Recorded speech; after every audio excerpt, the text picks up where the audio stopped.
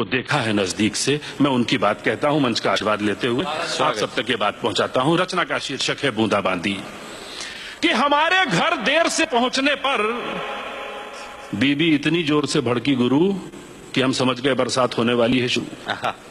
जो गरजते हैं वो बरसते नहीं वाला मुहावरा जिन लोगों ने भी बाजार में फेंका है उन्होंने हमारी बीबी को नहीं देखा है।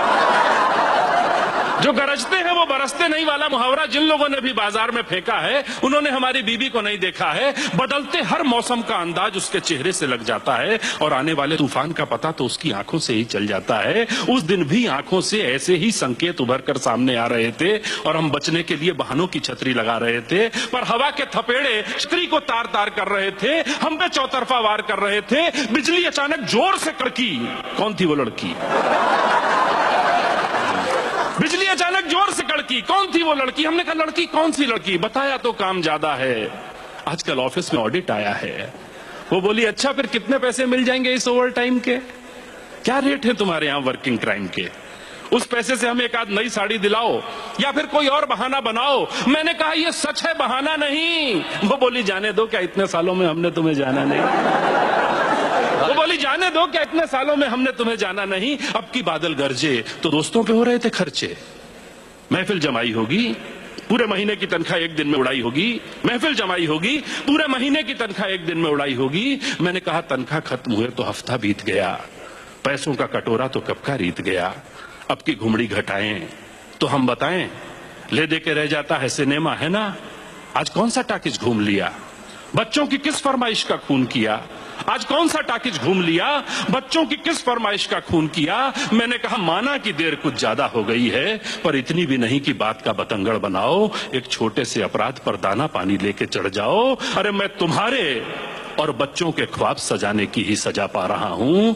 जिस देर से आने को तुम मेरी अय्याशी समझ रही हो, मैं उस वक्त में भी 4 पैसे कमा रहा हूं। मैं उस वक्त में भी 4 पैसे कमा रहा हूं। पूरा 1 महीना कुछ बच्चों को पढ़ाया है, तब जाकर आज का दिन आया है। लेके आप आया हूं तुम्हारे लिए दवाई और बच्चों के लिए किताब, और तुम समझ रही हो लड़की, सिनेमा, ताश और शराब। अब थम चुकी थी आंधी और शुरू होने वाली थी बूंदाबांदी।